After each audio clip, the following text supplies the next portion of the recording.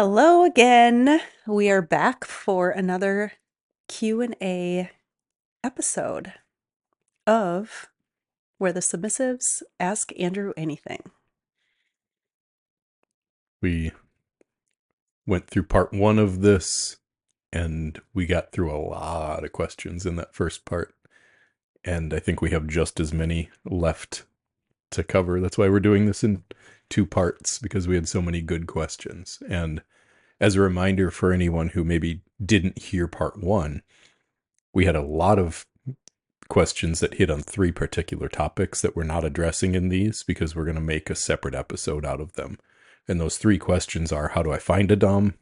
How do I get my partner to be more dominant? Or how do I get my husband to agree to do dom sub with me? And the third one is, what do I do when my dominant is being mean to me or being withdrawn? So we're going to touch on those and a couple of other things in a separate episode. But we have a whole bunch more that we're going to get to here today. So ask away. All right, here we go. How do you like your sub to bring you difficult topics and questions? Is there a set time, or does she just get to share when she needs to? In our dynamic, I've encouraged you to share in the moment on the spot, because I don't want any sort of filtering of your experience. I want the raw, real, honest truth in the moment. So for some people in different dynamics and in different life situations, that doesn't work the same. We don't have little kids running around. We don't have other jobs outside of what we do here. This is our full-time career. So we live a life that allows that immediate sort of feedback and expression of whatever it is, even if it's challenging or hard. I want it now. Because any amount of suppression of that, or even containing it or holding it back until a time when you think is a better time to share it, requires you to shut off your expression to some extent. Now, there are going to be times where the thing that needs to be shared doesn't fit the surroundings or the circumstance. And that is just a reality. But even in those cases when you maybe can't or choose not to speak up about it, something that's the problem or something that's challenging, I sense it in you so damn fast that I already know. And chances are the person asking this question, your partner already knows when there's something that's going on inside of you. So it's a part of why I just say I want it now. We can always, as dominants, I think, do our best to create circumstances that encourage expression. Maybe weekly check-ins, for example, are something we talk about for couples. Have this weekly check-in, and as the dominant, encourage and draw out, is there anything that was going on with you this last week that you didn't share with me? And encourage that expression. Can't force it out of her. I can't make you share it if you don't want to. But in my experience, the way I want to handle it, no, I don't tell you, you can talk to me about your problems on Saturday. I want them now. I already know they're there, sometimes before you even admit it to yourself. Mm-hmm. I agree. And that's helpful for me too. How? Because for one, I don't have to try to remember.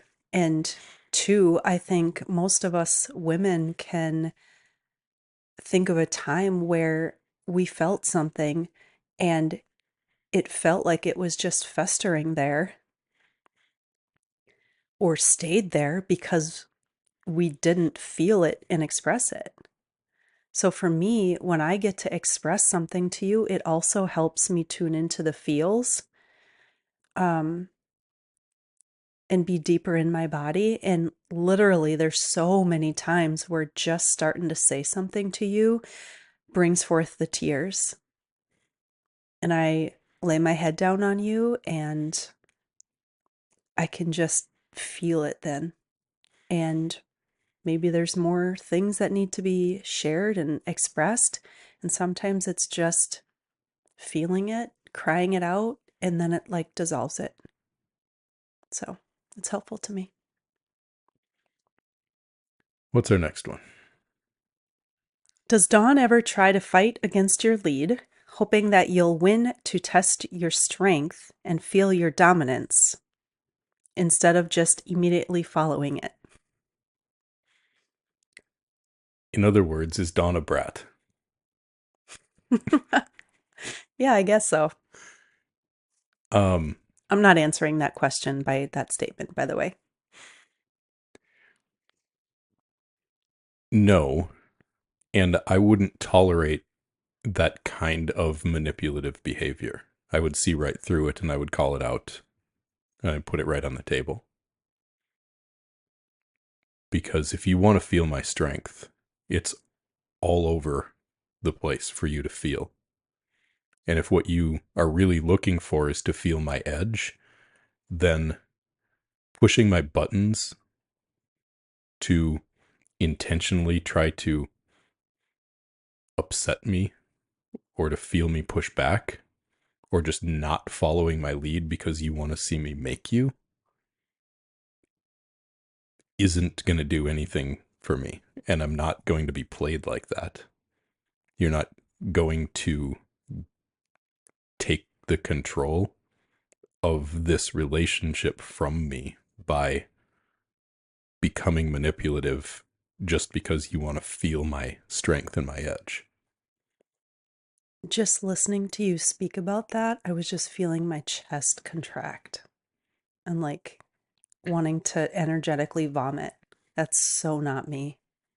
I don't I don't relate to that at all.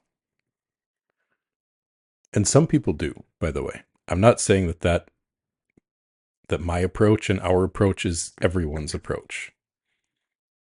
But in our relationship, if you want to feel my edge, if you want me to win, we talked about this in the first part.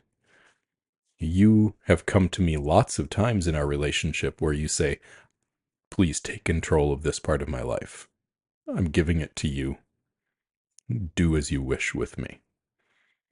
And then I do. And then you get to feel me take the lead. You get to feel me winning. I think that was the way the person asked the question. Like, she wants to feel him win and basically conquer her. Understandably. You like that feeling too, Mm-hmm. of being conquered. Absolutely. But we don't play games with it. Yeah, that's a good way of saying that. There are infinite possibilities for you to give in to me and feel my strength conquering you in a way that's fun for both of us that doesn't have to be game playing. Yeah, I'm not looking to poke you at all. So, no, she doesn't. And if she did, it wouldn't work. Fun question. It was a fun question. I like it. Thank you for whoever sent that one in. How do you handle accountability as a Dom? Is it a part of your dynamic for both of you to hold each other accountable? This is a great question. And I'm going to take a minute to plug our new course that's called Structuring Your DS Dynamic. Because in this course, I talk about the accountability on both sides of the dynamic. For me, accountability is built into the structure of our relationship. In our contract, we have not just rules for you and things you have to do. We have a code of conduct that outlines the expectations of behavior on both of our parts. So in that case, I'm accountable to the dynamic. I'm accountable to my own commitments and to my integrity to show up in the ways that I've promised you and put down in writing and said, for example, I will act with class. I will act with integrity. I expect you to also act with class and with integrity. That code of conduct part of our contract is a two-way street. It is an expectation for both of us to comport ourselves in a certain way. I also have a close friend who's a dominant in a relationship like this. His name is Eric. We host a podcast called Conscious Dominance together. Go listen if you haven't listened before. It's really, really good stuff. But that is a person that I can also go to check in. That was a part of why Eric and I started having these weekly conversations. Our relationship got to a point where I could no longer be coming to you to hold me accountable because of how much you were surrendering and asking me to take the lead and take charge.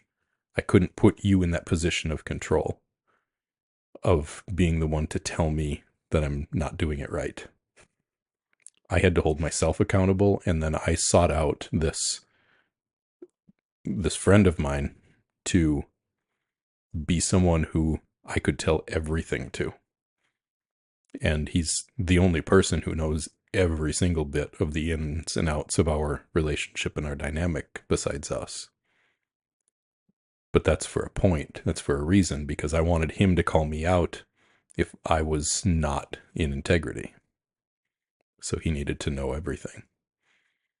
So if you don't have a friend like that, find some community, find a coach, find another Dom, join my Becoming a Dominant Man course. Some of the guys in that course in Becoming a Dominant Man have started a WhatsApp group, like a little group chat where they like share with each other.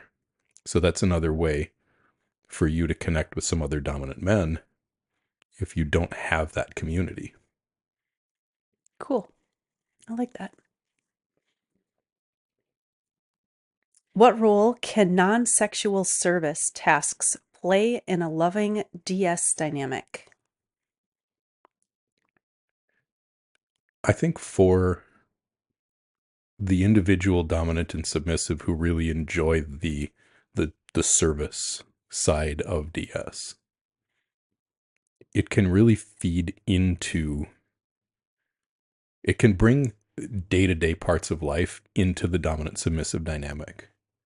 I tell people this all the time. You need to incorporate the dynamic with your life. It needs to be a part of your relationship, a part of your life, not something that you're doing on top of your life. So non-sexual service tasks are a great example of this, how something you were going to do anyway now becomes something you're doing for me, in service to me. And not only is it something now you're doing for me, that also means on the flip side that I'm taking responsibility for it, that I'm the one who's actually owning it. One of the very first things I did in this dynamic almost 6 years ago now was I told you that the housework is all my responsibility now. Now, that didn't mean I did all of it, but it meant that I made the decision that the buck stops with me. To relieve you of the pressure of having to be the one who decided if it was good enough and if you had done what needed to be done and if it lived up to standards, because you weren't going to set them anymore. You weren't going to be the one who had to make that decision or be responsible. You were going to help me. And so cleaning the house now became an act of service rather than something that you were forcefully doing to try to live up to a perfectionistic standard. The other thing I'll say about these non-sexual service tasks is they've got to be purposeful. Just giving a submissive a list of things to do that has no purpose or meaning, like that taking responsibility for the housework and turning it into something you were doing to help me was purposeful. I was trying to relieve you of the stress that you carried around and that you put on yourself to make the house look perfect. A standard to which you never once lived up to. So you always had that baseline, I'm not doing good enough energy in you around the cleanliness of our home. Oh, I would have to say that sometimes it was perfect. It just didn't last very long. There were parts of it that were perfect, but then there were the rooms where everything that didn't look perfect got stuffed. One room. At the basement. So the purpose of now telling you, for example, do the laundry was that is all that's expected of you. And you can let go of every other expectation of yourself. So I'm not just telling you what to do and giving you service tasks because I'm a dom and you're a sub and you like to serve and acts of service is a love language for you. I'm bringing some intentionality and purpose to those tasks, to the rules that I make, to the rituals that I create. I'm making them mean something. That's an important part of that. Yeah, that definitely was helpful for me in starting that unwinding. I am a 37-year-old woman who was never interested in BDSM in my life until I met a guy who made me want to do anything to please him in the first night that we met. How did this happen to me? I don't understand. So when I transcribed this question, I had to try to clarify it a little bit. The piece that I left out that I realized when you read that was it wasn't just the first night she wanted to do anything to please him. It was for months afterward, after she met him that first night. But that first night did something where now she was so focused on pleasing him and it like something unlocked in her. How did this happen to me? I don't understand. Something cut through the bullshit, through the expectations that you had of yourself, through the persona and the self that you had created to try to be good or be who you thought you needed to be and who you had thought you had to be for everyone else in your life. Something cut through that and hit a deeper chord. It hit a deeper truth about you. And when things excite us in that way, nothing in life, nothing else matters. You've said that phrase. It's actually part of how I introduced you to Metallica was you coming to this state of saying that what you were experiencing made it seem like nothing else matters. Yep. So you will never, I shouldn't say never. It's not about understanding what happened to you. It's about looking at what's the truth about you that just got revealed to you. And what were the lies that you were living under that were so easily exposed? That is the masculine penetration. The gift of it.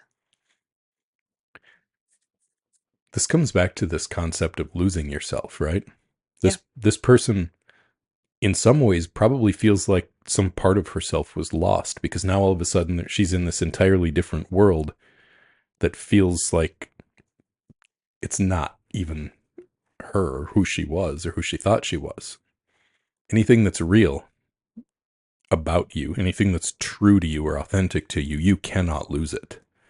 So if you had this facade of being someone who doesn't like this stuff, and now you realize, oh, I really like this stuff, you didn't lose anything. You gained a deeper understanding of and acceptance of who you actually are and what's actually for you.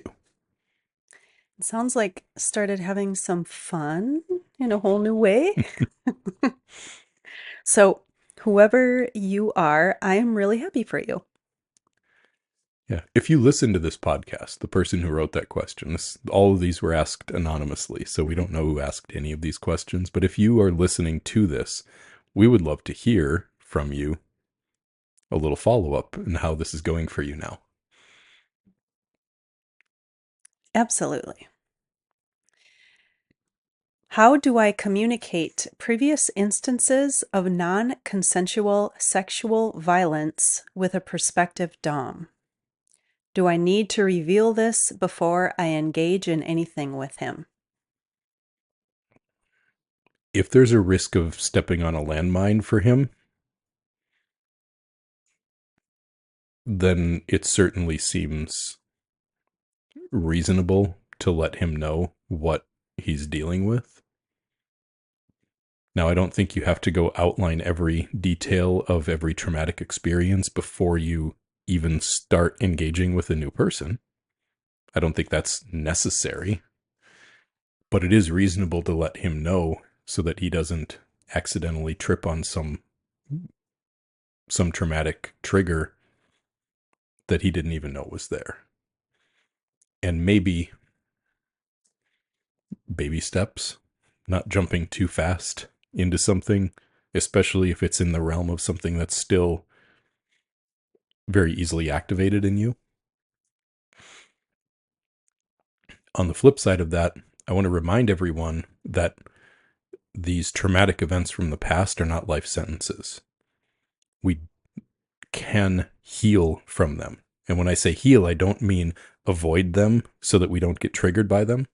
I mean actually heal them like they are a cut or a wound that's open, that can be stitched up, that can be healed, and it could go away so it doesn't trigger you in the same way as it did. It is possible. There are therapy modalities like EMDR,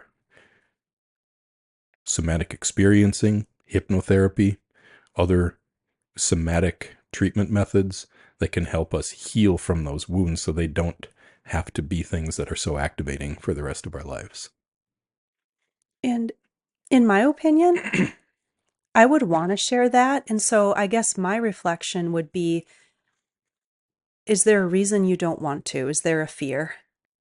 And if so, what is the fear that you're living in by not sharing? Because when we go into scenes, whatever, encounters, you can't ever know what's going to get hit, what's going to come up. And like, if something happened, I would want to be fully received and feel safe and protected in it. And so without that other person knowing, that's not the time when I would want to try to explain anything or share it. Right. So I only see it as a benefit to actually lay that down, and so it can be received with love. Yeah. Good, healthy communication around any of this stuff is always going to be valuable with new partners.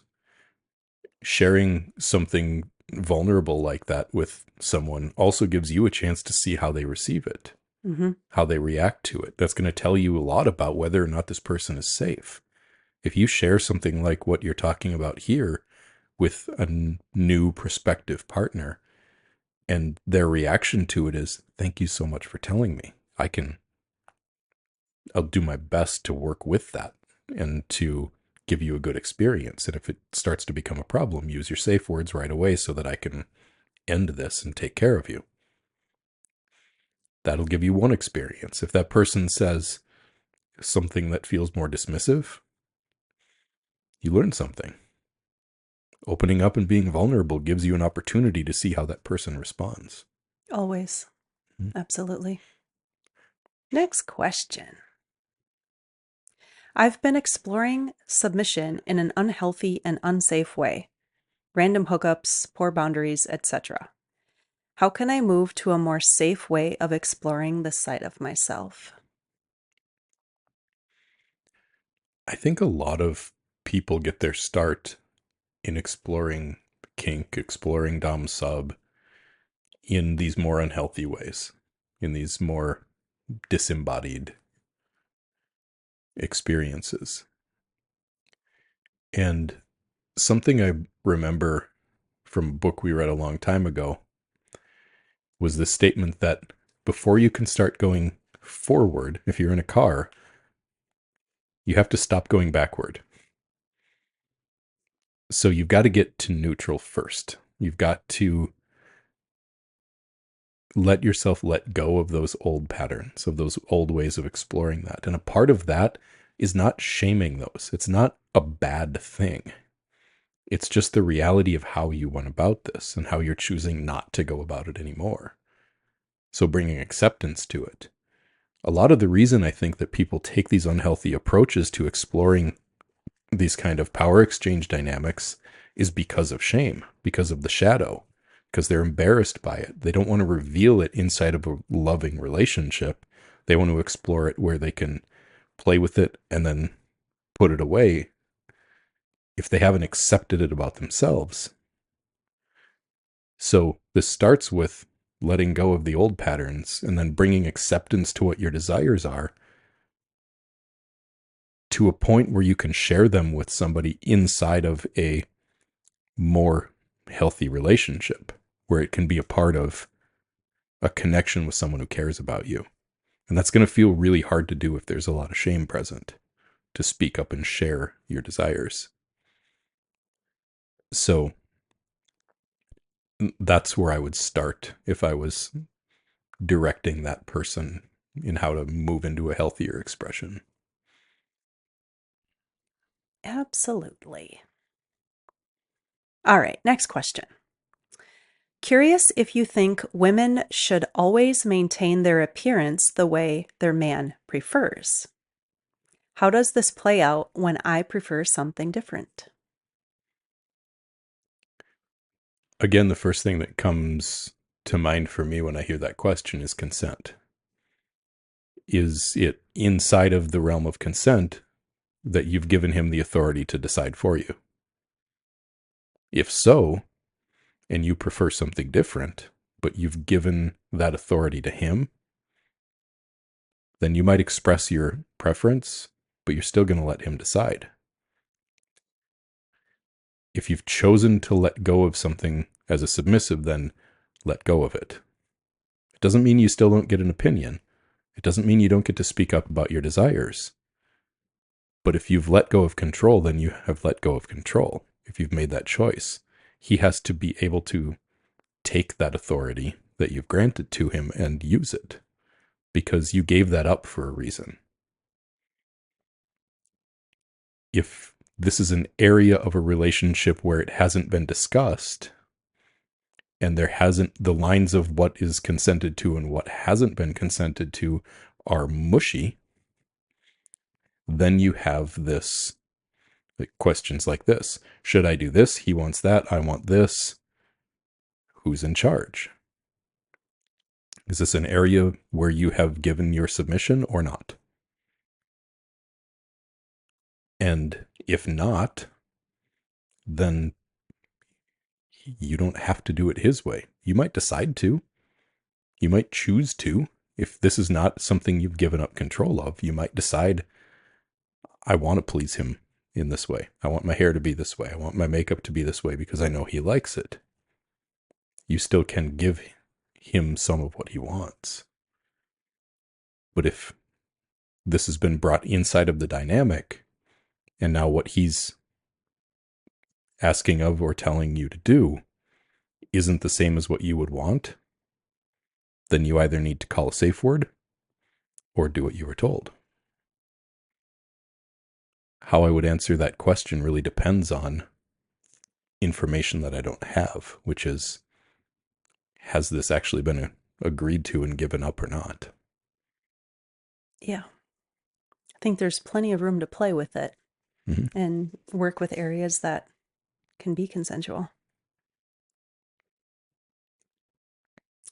How do I find my joy? I feel suppressed and sad.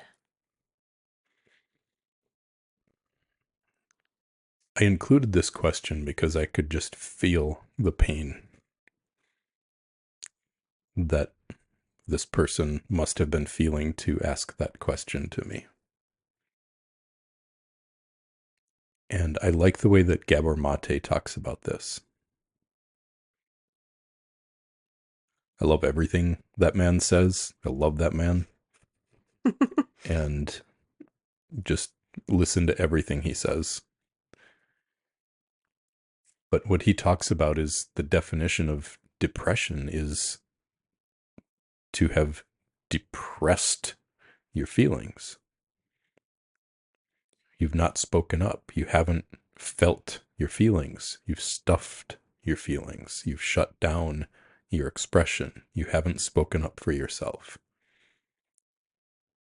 And every human being at their core is love. We are expressions of an infinite love, every single one of us. So that already exists inside of you, person who asked this question. It is probably, most likely, buried underneath feelings you haven't let yourself feel. And sometimes that means, or maybe I should say always, that means that you're going to need to feel some tough feelings. But even feeling those feelings is allowing them to move through you and get you closer to the joy and the love that you already are. So if you want to find your joy, sometimes it's through the muck. We all have things that happen in life that hurt. We all have things that happen in life that feel good.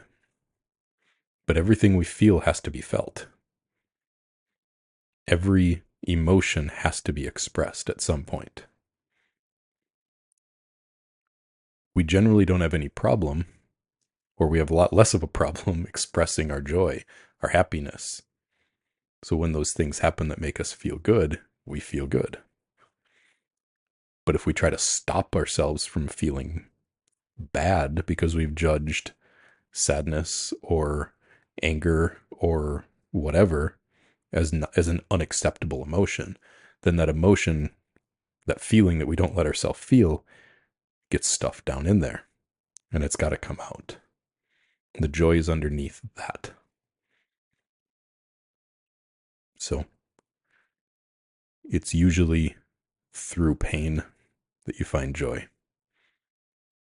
Amos Lee says this in one of his songs. I think it's time I sat down to deal with the pain. And that feels like pain.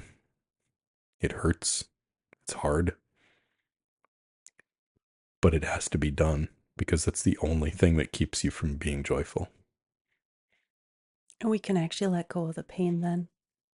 And I will emphasize all of what you shared because it's true in my experience. Absolutely. How can I be a better submissive in general? I want to improve myself to be the best I can be for my dominant.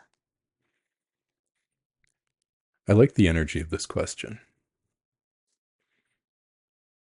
because it's always meaningful when we invest in our relationships. And when the best way to invest in a relationship is by investing in yourself. And that's why I like the energy of this question, because it's not how can I do better just for him, it's how can I be better? The answer to it is I don't know in your particular circumstance. But there's always good things that happen when you work on finding your way closer to your authentic self. So heal your, back to that last question, feel your pain, heal yourself from those pains from the past. Invest in learning new things that can be fun for you. Find your own joy, pleasure, enjoyment, excitement. Bring things into the dynamic and into the relationship. So I can't tell you specifically for you, but be more of yourself, love yourself, speak up for yourself, build your authentic expression. And that's good for you and for your dominant both. Yes. Do you see yourselves as part of the kink and BDSM community? You are very open about DS, but you don't really talk about kink. Is there a reason for this? Inquiring minds want to know. This is a fun question, which we've gotten at quite a few times over the years. And to this point, there are big pieces of our relationship and our dynamic that we just don't share. There's a couple reasons for that. First of all, I think it was Groucho Marx, correct me someone in the comments if I'm wrong, who said that I don't want to belong to any club that would have me as a part of it.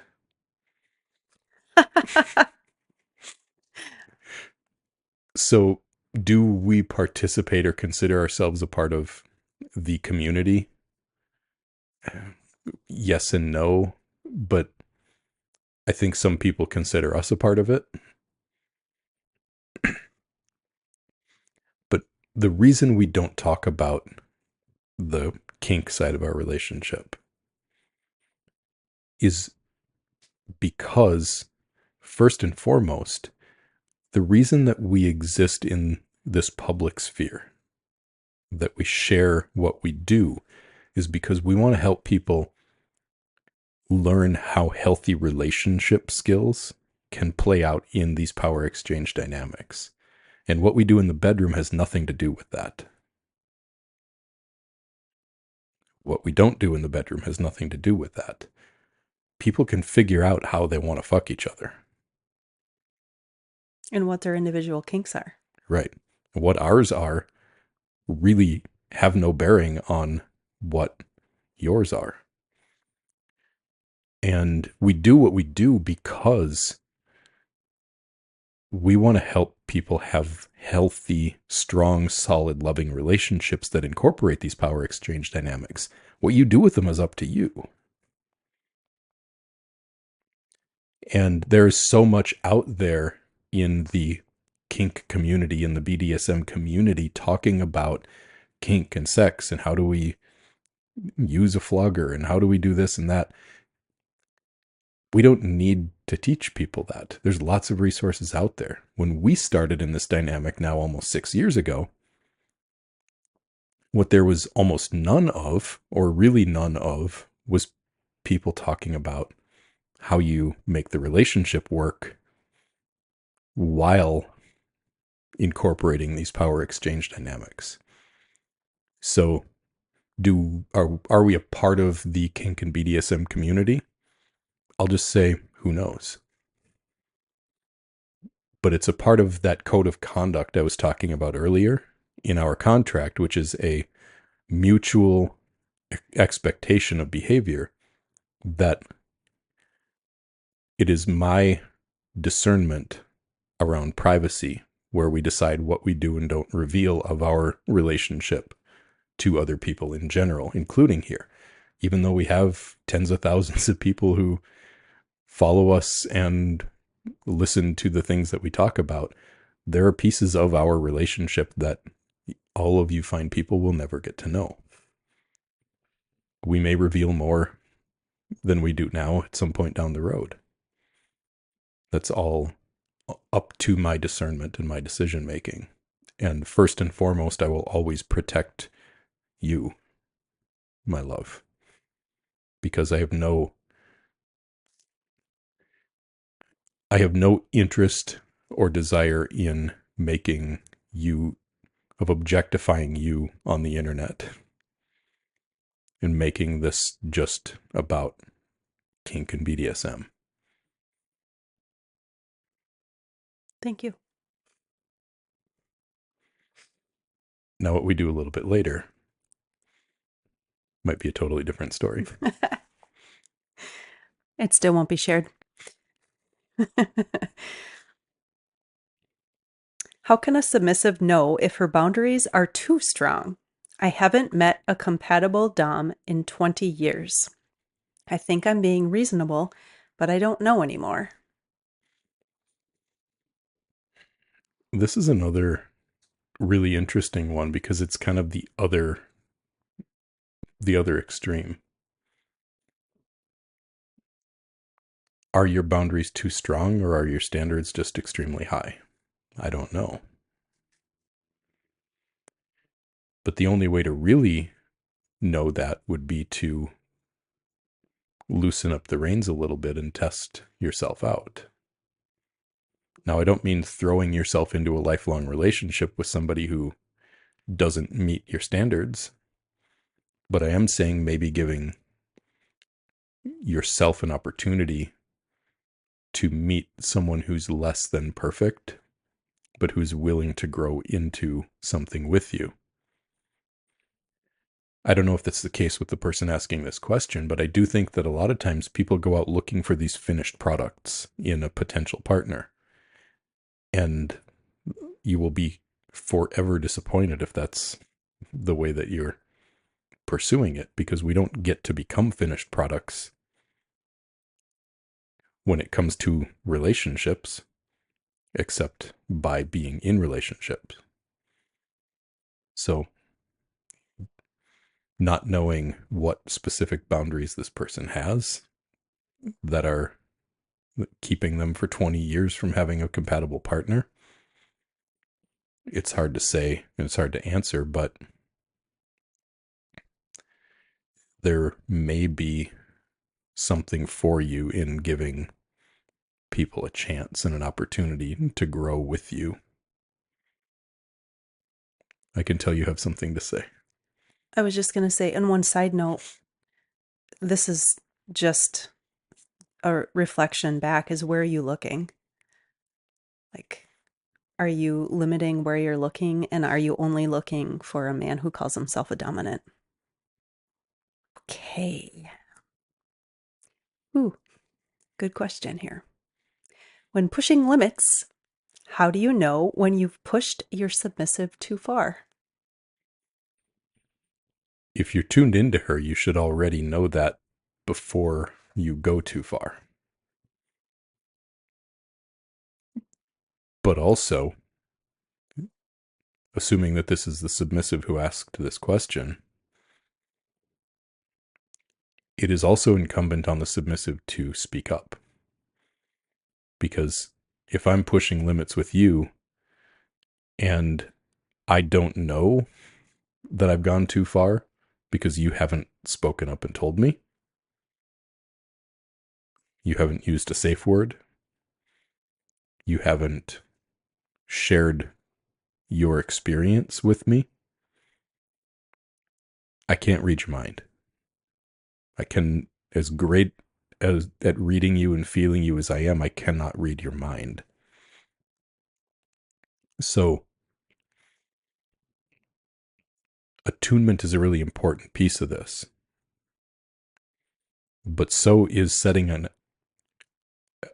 solid, firm expectation that you are going to tell me the moment that this goes too far. You're going to use a safe word. You're going to tap out. You're going to whatever you need to do. As the dominant, I need to give that permission and set that expectation that you can't allow me to violate your consent non-consensually. I don't consent to you letting me violate your consent. So it's a combination. It's a co-creation, so to speak. It's a joint effort on the part of the dominant and the submissive to make sure that things don't go farther than we're ready to take them.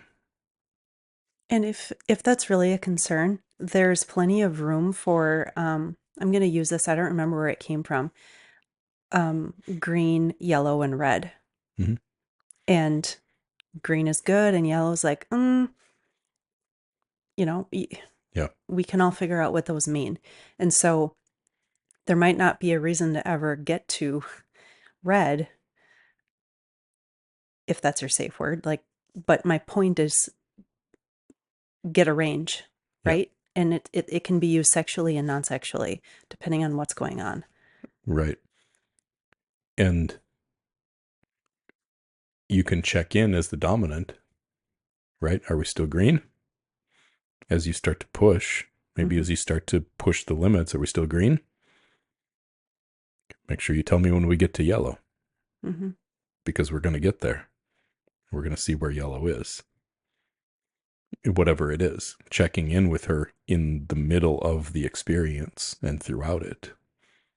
And again, this isn't just about bedroom stuff, because these safe words can play out in non-sexual relational parts of your dynamic too. So that instead of having to constantly talk about, is this okay, is this not okay, you can stay in the energy of being out of control as a submissive, letting yourself be pushed, letting your boundaries be pushed, even in the ways that you show up in relationship. And then using that safe word when necessary if that push gets too far. Right. What's a big red flag to watch out for in someone who says they're a dom? How about this approach instead? The whole concept of red flags assumes that we're walking around looking for problems. We're trying to tune into and look for evidence that something is wrong. How about instead we stay attuned to and attentive to what it is that we want, what it is that we're okay with, what we will accept, and how we expect to be treated. And then instead of looking for the problems, you stand on those boundaries as a submissive and you say, this is what I will and won't tolerate. And it's not about red flags anymore. It's not about looking for the problems in people, because guess what? You're going to find them. If you're walking around looking for problems, all you're going to find is problems. So I won't give you red flags to look for. I will tell you to set solid boundaries and then go show up in your life and just only choose to relate to people who happily exist in your life inside of those boundaries. Great answer. Love it. Shocking. I'm telling people to have healthy communication. My dom does not prioritize me or my safety, boundaries, or feelings. I have tried to explain how this affects me, but nothing has changed. How can we make steps in the right direction and have a fulfilling dynamic? You're asking a we question that's really a me question. Because if you're being treated that way, you're either speaking up for it or not. This is a boundaries question, really. You can't make a healthy dynamic happen. You can set solid boundaries and then stand up for yourself and speak up for yourself. And let that person's actions or lack thereof in the respect for those boundaries be what teaches you what kind of human being you're dealing with. Period. 100%. Stand up for yourself and actually stand up for yourself, not just say it. I want to add this. When we're talking about boundaries, setting a boundary means loving yourself enough to speak up and say that this is how I expect to be treated. It's not saying I expect you to treat me this way, or you have to stop doing this, or you have to start doing this. That's not boundary setting. That's telling someone what to do. You set boundaries for yourself, and they're all about you. I will be treated with respect in my relationships. Okay, so setting a boundary is you making a decision for you what you will and won't tolerate. It has nothing to do with anyone else. You are not telling someone else what to do by setting a boundary. But that boundary isn't a boundary unless you will actually stand up for it. If you're trying to set a boundary to get someone else to change, now you're just being manipulative.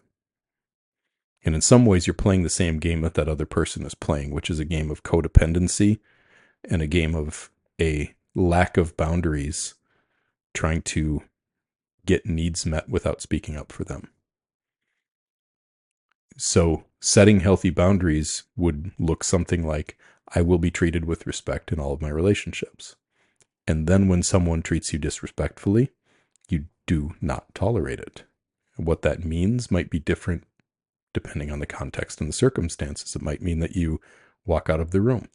It might mean that you dismiss yourself from the circumstance. It might mean that that relationship needs to end or somehow fundamentally change. But you defending that boundary is what makes it a boundary. If it's just trying to get someone else to change, it's not a boundary. It's manipulation. Thank you for that important explanation. How do I be submissive through my energy to let my dom man know I want to be dominated? What I hear in that question is, how can I get him to be dominant without having to ask him to be dominant? Me too. You can have a very submissive energy, but you're going to have to speak up at some point.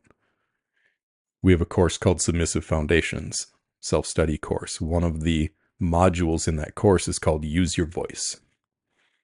And it is all about teaching submissive women how to submit from a place of self-respect. And a big piece of letting submission be something that is built on a foundation of self-respect is learning how to use your voice. You don't get to be submissive by somehow manipulating a guy into reading your mind and doing everything the way you want it to. Doesn't work that way. Healthy communication, again. Surprise. Would it feel disrespectful if Dawn said your given name? We're struggling to select a special title. So I included this question because I wanted to tell this story. This was a former client of mine back when I was in the insurance business.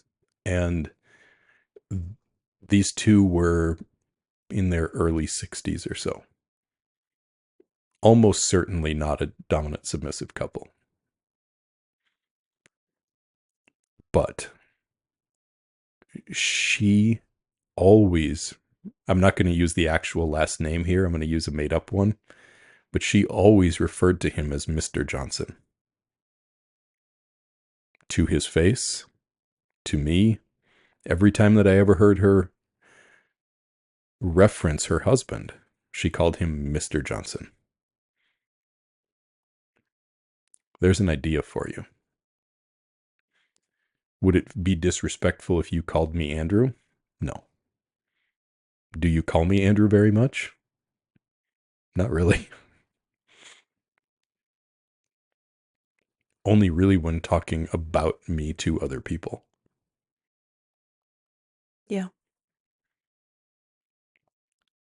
So if you're struggling to select a title because for whatever reason things like sir don't feel right to you, and there was some context to this question that I didn't include about why the more traditional names didn't fit.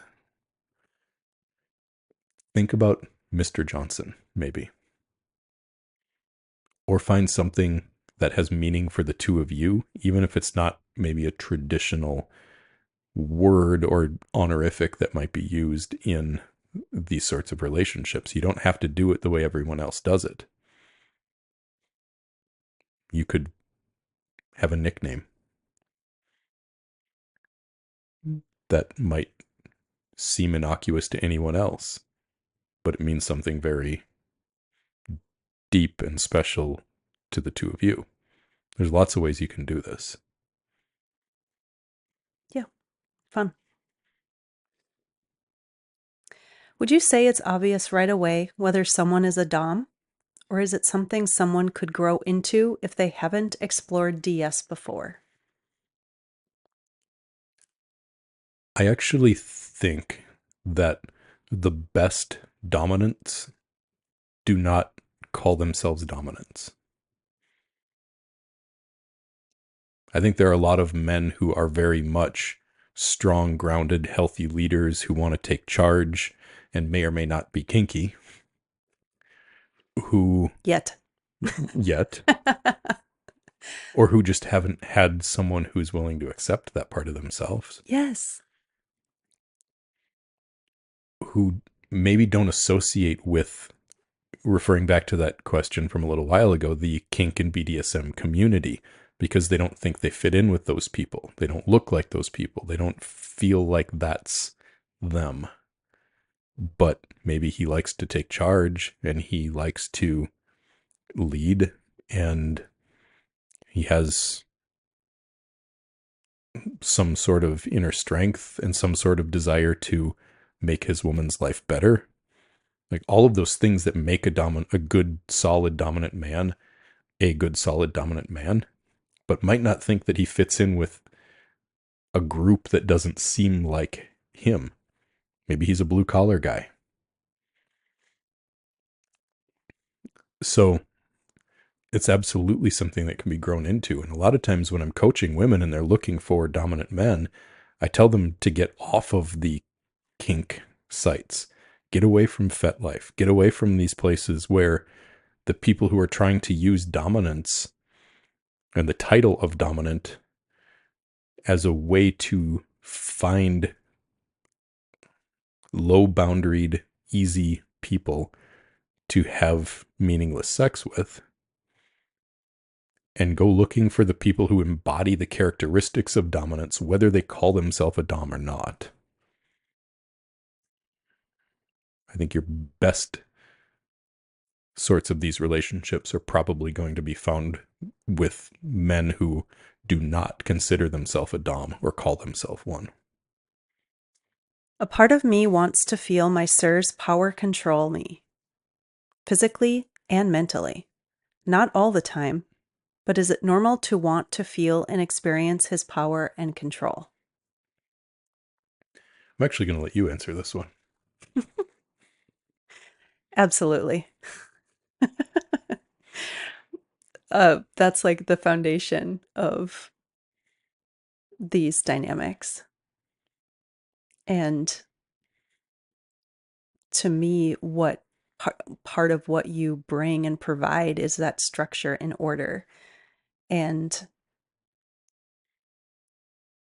do it in a way that allows me to pull off the self-limitation and pull off the self-control, and how all sorts of fun gets to be had in the bedroom, yes, but also outside of the bedroom in a daily day, daily day, in our day-to-day lives together, and how you can, I'm going to use the word flirt with the energy when you're not even in the act of sex or a scene or whatever. Yeah, totally normal. Sounds like baseline submissive desire to be conquered, to feel that edge, to maybe be put in your place a little bit. Mm-hmm. Absolutely. I love all the different ways that women try to describe what it is that they want. I love just hearing what words ring true to different people. It's just fun because they all get at the same concept, Mm-hmm. but it's just different flavors. All right, I think we got a couple more here. Yes. I long for deeper and longer scenes together with my Dom. He resists planning and preparing because he's afraid he won't feel free in it. And I am not getting my needs met this way. Help. Healthy communication.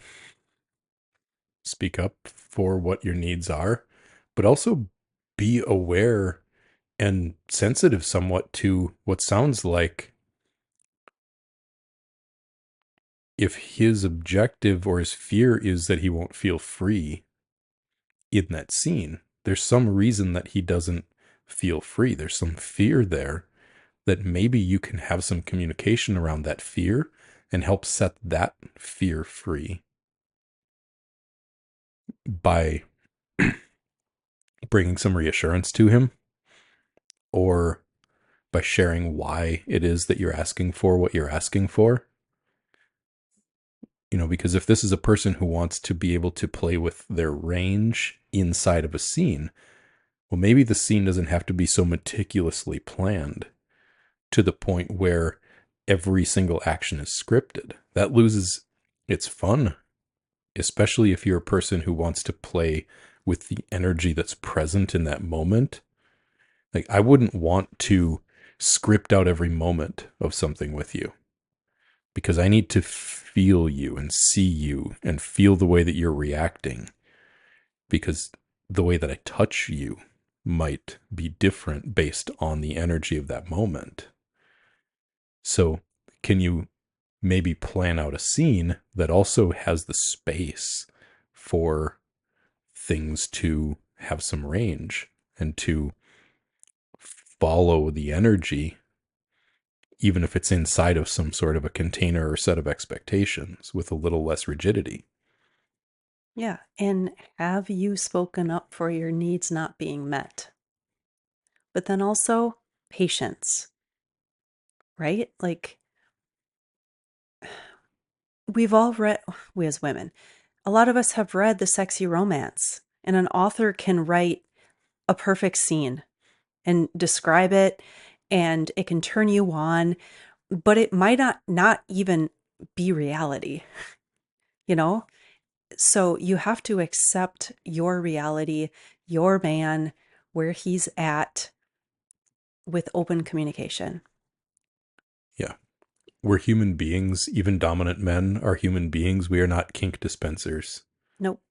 And we're most certainly not actors playing out the personification of some fantasy that we don't even know that we're being expected to live up to. Yeah, no doubt that happens all the time. It happens on both sides, but Yeah, yes. absolutely. Hmm. All right, let's make this the last one. All right. You're making me choose between the last two questions that I have here, so I'm going to scan them. Are they both good? I'm going to go with the last. Well, do we have time for both of them? Yeah, we'll do it. Okay. With a more deeply controlling dynamic, how does a submissive trust that her dominant won't get forceful and feed off of her insecurities? Patience, not trying to go too far too fast, setting solid boundaries as a submissive. I'm hearing in that question someone who wants to have a more deeply controlling, uh, maybe more intense kind of dynamic, but then there's also a little bit of fear of being taken advantage of by letting go that much. So, in our dynamic, in our relationship, we've been together for 15 years. We have a pretty solid understanding of each other. That makes some things possible for us that wouldn't be possible if we were brand new together. Right. So you've got to have some patience and build into that level of intensity, and then give that person a chance to prove themselves to you. Give yourself a chance to speak up if you do feel like you're being taken advantage of, or if your insecurities are being played on. Speak up for yourself, say no, set a boundary, let that person respond to that boundary, and work your way into it.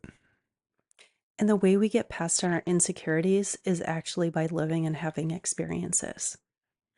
Also, everything else you said, right? So we can't just think our way out of an insecurity.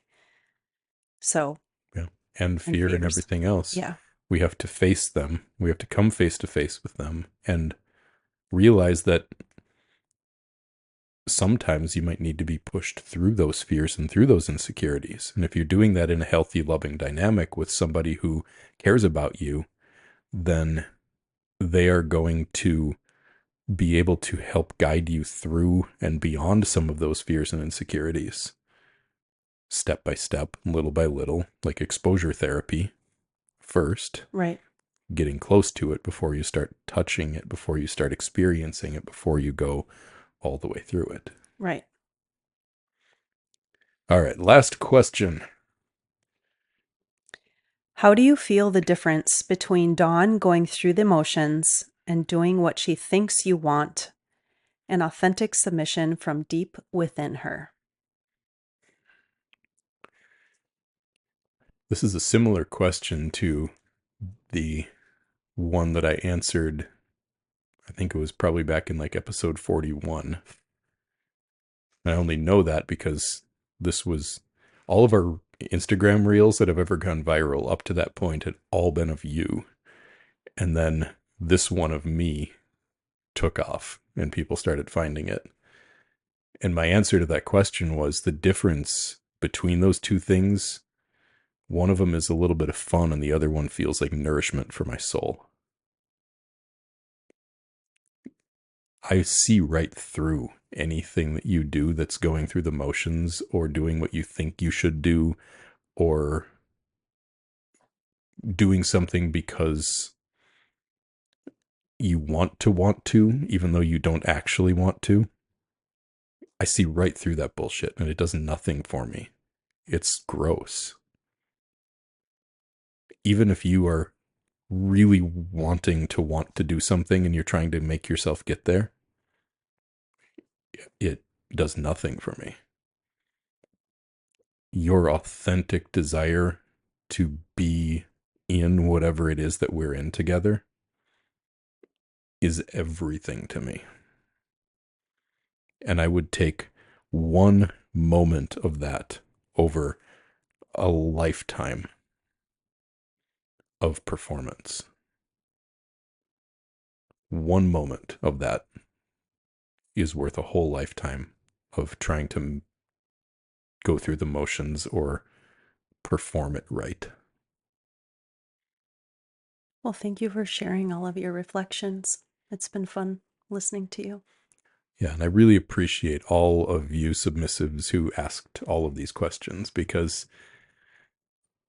I I appreciate the opportunity to share from my perspective what it can look like and what it should look like to be loved, to be dominated, to be owned, to belong to someone in a way that's healthy and respectful and honors yourself.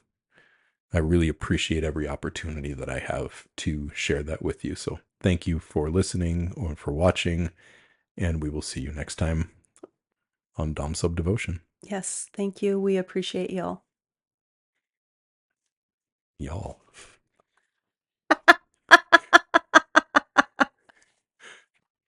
Hey, hang on here. Dawn just said y'all without even realizing she did it until I pointed it out. I did. I blended those two words. I did. Mm-hmm. I hope you're proud of her. I guess I'll fit in down south for real. You're practicing because we're 6 weeks away from leaving Minnesota for good. Yes. Bye, y'all.